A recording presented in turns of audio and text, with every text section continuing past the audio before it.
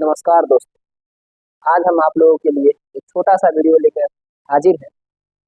Bihar board में 10वीं कक्षा के लिए 10 अंक पाएं। गणित का अध्याय 7वां अध्याय है निर्देशांक ज्यामिति। इसका आज हम पहला भाग लेकर आए हैं, जिसमें हम आप लोगों को आज बताने जा रहे हैं दूरी सूत्र के बारे में।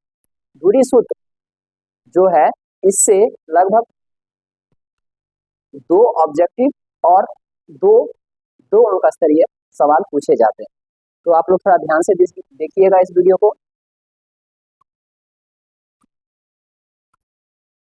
देखिए, दूरी सूत्र को समझने से पहले हम आप लोगों को एक बात बताना चाहेंगे कि इसमें हम लोग जो है वो निर्देशांक ज्यामिति के नाम से ये चैप्टर जाना जाता है। निर्देशांक का मतलब होता है किसी भी बिंदु को 2 अक्षों के रूप में उसकी स्थिति ज्ञात करना। तो यहाँ पर हम लोग एक अक्ष लिए हुए हैं एक्स अक्ष, और एक अक्ष है हमारा वाई अक्ष। एक कौन सा अक्ष है? एक्स अक्ष, और एक अक्ष है वाई अक्ष। तो एक्स अक्ष जो है, एक्स अक्ष को हम लोग कहते हैं भुज, और वाई अक्ष को हम लोग कहते हैं कोटि। एक्स अक्ष जो है हमारा क्षैतिज भी होता है, इसे हम लोग पड़ी रेखा भी के नाम से जानते हैं, और वाई अक्ष जो है हमारा, वो हमारी खड़ी रेखा के नाम से जाना जाता है। जहां पर एक्स अक्ष और वाई अक्ष दोनों का कटान बिंदु होता है, उस बिंदु को हम लोग मूल बिंदु के नाम से जानते हैं। उस स्थिति पर, यानी मूल बिंदु की स्थिति पर एक्स अक्ष भी 0 होता है और वाई अक्ष भी 0 होता है। तो एक्स और वाई अक्ष जो दोनों एक दूसरे को काटते हैं, वह जो है हमारा मूल बिंदु यानी ओरिजिन कहलाता है। उस ओरिजिन में 4 भाग होते हैं। ये ओरिजिन जो कटता है, तो यहाँ पर आपको 4 पार्ट दिखाई दे होंगे, फर्स्ट, सेकेंड, थर्ड और फोर्थ। तो फर्स्ट क्वाड्रेंट जो है उसे हम लोग प्रथम पाद के नाम से जानते हैं, सेकंड क्वाड्रेंट को द्वितीय पाद, थर्ड क्वाड्रेंट को तृतीय पाद, और फोर्थ क्वाड्रेंट को चतुर्थ पाद। तो यहाँ पर हम उसका साइन भी दर्शाए हुए हैं। प्रथम पाद का चिन्ह होता है प्लस प्लस, द्वितीय पाद का चिन्ह होता है माइनस प्लस, तृतीय पाद का चिन्ह होता है माइनस माइनस, चतुर्थ पाद का पद होता है चिन्ह होता है माइनस प्लस। तो आप लोगों ने देख लिया कि एक्स अक्ष और वाई अक्ष में 4 गो पद होते हैं, या 4 गो पाद होते हैं, 4 गो क्वाड्रेंट होते हैं, first quadrant, second quadrant, third quadrant और फोर्थ क्वाड्रेंट। सबका चिन्ह भी हमने बता दिया है। पहले का चिन्ह है प्लस प्लस, दूसरे का चिन्ह है माइनस प्लस, तीसरे का चिन्ह है माइनस माइनस, चौथे का चिन्ह है माइनस प्लस। एक बात और आप लोग गौर कीजिएगा कि किसी भी जो नियामक या किसी बिंदु का जो हमें निर्देशांक दिया रहेगा, उसमें पहला डिजिट जो होगा वो हमेशा एक्स अक्ष का होगा, और दूसरा डिजिट जो होगा वो वाई अक्ष का होगा। तो यहाँ हमने कुछ बातें भी लिखी हैं, उन बातों को भी हम गौर कर लेते हैं। जैसे कि देखिए, महत्वपूर्ण बातें, पहला है एक्स अक्ष को भुज।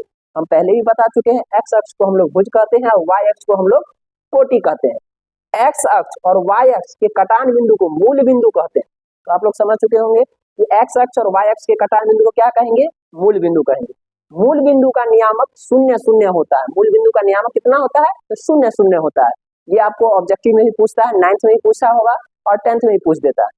एक्स अक्ष पर स्थित किसी बिंदु का वाई नियामक 0 होता है। अब एक बात और गौर कीजिएगा कि एक्स अक्ष पर अगर कोई बिंदु दिया हुआ है, तो इस बिंदु का जो वाई निर्देशांक होगा वह हमेशा 0 होगा। और यही बात वाई अक्ष के लिए भी दोहराई जाती है कि वाई अक्ष पर स्थित किसी बिंदु का एक्स नियामक भी 0 होता है। अगर मान लीजिए कोई बिंदु यहाँ पर स्थित है, तो इसके लिए इसका एक्स अक्ष क्या होगा? 0 होगा। मूल बिंदु से किसी बिंदु की दूरी, अब मान लीजिए ये कोई हमारा मूल बिंदु है, ये हमारा मूल बिंदु है। यहाँ पर से कोई अगर बिंदु यहाँ पर ए रखा हुआ है, तो इससे इसकी जो दूरी होगी, उसके लिए एक फॉर्मूला होता है root under x square, x का नियामक, एक्स के नियामक का स्क्वायर प्लस वाई के नियामक का स्क्वायर। यानी कि यहाँ पर अगर मान लीजिए इसका एक्स वाई हो गया, यहाँ पर जैसे कि मान लीजिए ए का नियामक एक्स वाई हो गया, तो इसका जो होगा फॉर्मूला कि रूट अंडर एक्स का नियामक का स्क्वायर प्लस वाई का नियामक का स्क्वायर। इसको हम लोग नीचे में लिख दिए हैं कि root under x square plus y square. ये तो था हमारा मूल बिंदु से दूरी ज्ञात करने वाला फॉर्मूला। आइए हम लोग इस पर एक सवाल बना के देखते हैं। ये देखिए, एक सवाल है कि यहाँ पर एक सवाल है कि बिंदु 4 3 की दूरी मूल बिंदु से ज्ञात कीजिए। बिंदु 4 3 की दूरी मूल बिंदु से ज्ञात करना है, तो हमें बनाना है। तो हम लोग बना रहे हैं, माना कि बिंदु ए का नियामक हो गया 4 3, ए का नियम कितना हो गया 4 3। हम पहले भी बताए हैं कि पहला जो होगा वो एक्स अक्ष का मान होगा, दूसरा जो होगा वो वाई अक्ष का मान होगा। तो हम लोगों ने एक्स ले लिया 4 और वाई हुआ हमारा 3। तो मूल बिंदु से दूरी क्या हो गया, फॉर्मूला हम पीछे दिखाए हैं, root under x square plus y square. तो एक्स का मान 4 है तो 4 का स्क्वायर, और वाई का मान 3 है तो 3 का स्क्वायर। 4 का स्क्वायर 16, 3 का स्क्वायर 9, 16 9 25। 25 को हम लोग रूट के अंदर में लिख सकते हैं तो 5 गुने 5। और दो वर्गमूल में आप लोग जानते हैं कि जब रूट के अंदर में दो संख्याएं रहती हैं तो दोनों में से एक संख्या बाहर निकाल दी जाती है, यानी 5 इसका इकाई इसका आंसर हो गया।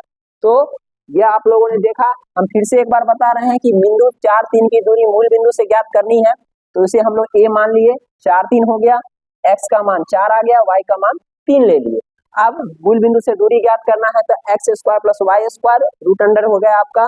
तो एक्स का 4 का स्क्वायर, 3 का स्क्वायर, 4 4 का 16, 3 तिया 9, 16 9 25, 25 का वर्गमूल हो गया 5। एक बात और गौर कीजिएगा, जब भी आप दूरी निकालिएगा तो उसका आंसर में इकाई जरूर लिखिएगा, नहीं तो क्या होगा, आपके नंबर कटने की चांसेस बहुत बढ़ जाते हैं। ठीक है, तो आगे आप ये 2 सवाल मैंने दिए हैं, इसको बनाने का प्रयास कीजिएगा। मूल बिंदु से दूरी ज्ञात करना है, पहला है 15 और 8, दूसरा है 24 और 7। इसका आंसर आप लोग कमेंट बॉक्स में दीजिएगा, ठीक है। और वैसे बना के देखिएगा, आंसर हम बता देंगे अगले वीडियो में। सॉरी, इसके बाद हम और चलते हैं, एक और हमने टॉपिक छोटा सा और है दूरी का सूत्र का।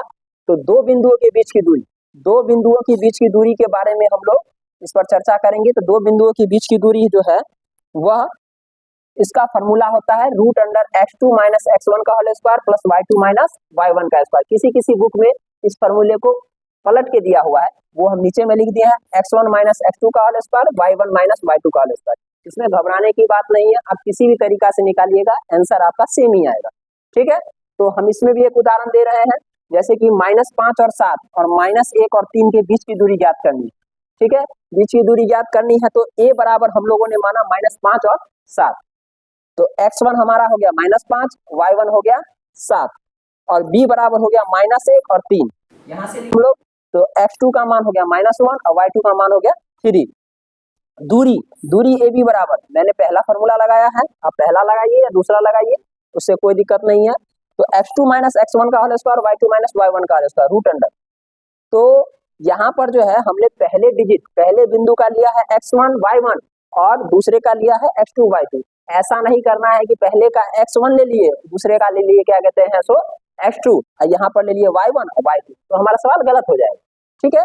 इसलिए पहले में जो डिजिट दिया रहेगा, जैसे a का मान अगर 5 7 दिया हुआ है तो इसमें पहला हमेशा x होगा, दूसरा हमेशा y होगी, ना कि ये x1 हो जाएगा ये x2। ये अगर करते हैं तो आपका सवाल गलत हो जाएगा, इस बात पर आप गौर कीजिएगा, ठीक है। तो उसके बाद देखिए x2 यहाँ पर हमारा था -1, ये चिन्ह माइनस वाला माइनस में आया, फिर -5 इसका होल स्क्वायर है प्लस 3 - 7 का होल स्क्वायर। तो यहाँ देखिएगा ये माइनस और ये माइनस, ये दोनों माइनस क्या हो गया, यहाँ प्लस बन गया है। तो -1 प्लस 5 का होल स्क्वायर प्लस 7 में से 3 गया तो -4 का होल स्क्वायर। ये सब अभी रूट के अंदर ही चल रहे हैं, रूट अंडर। यहाँ देखिएगा 5 प्लस में है और -1 माइनस में है, तो 5 में से 1 गया 4 का स्क्वायर, -4 का स्क्वायर। तो देखिए स्क्वायर में अगर -4 है तो दो अगर डिजिट माइनस माइनस मल्टीप्लाई होता है तो प्लस में हो जाता है। तो यहाँ हो गया 4 का स्क्वायर 16, ये 4 का स्क्वायर 16, 16 और 16 ए बी का मान हो गया रूट अंडर 32। 32 को हम लोग लिख सकते हैं 4 गुने 4 गुने 2, ताकि हमें निकालने में सुविधा हो। तो 4 गुने 4 यानी कि 4, एक निकल गया, रूट के अंदर रह गया 2 इकाई, यानी कि 4√2 इकाई इसका आंसर हो गया। तो आप लोग के लिए भी फिर हमने 2 सवाल और दे दिए हैं ताकि आप लोग घर पर प्रैक्टिस कीजिएगा। पहला है 2 3 4 1 के बीच की दूरी ज्ञात करनी है, दूसरा है -1 -2 और 1 0 के बीच की दूरी ज्ञात करनी है। तो ठीक है, आज के वीडियो में इतना ही। और अगर आप लोग को इससे बेहतर क्लास चाहिए तो आप लोग ऑफलाइन क्लास भी ज्वाइन कर सकते हैं, साइंस स्टडी पॉइंट बालापाकर चौक पे स्थित है, जो कि आप लोग जानते भी हैं। और इस वीडियो में आप बस इतना ही, आगे के लिए आप नेक्स्ट वीडियो का इंतजार कीजिए। बहुत जल्दी आपके लिए हम लोग अगले वीडियो भी लेके प्रस्तुत होते हैं। धन्यवाद।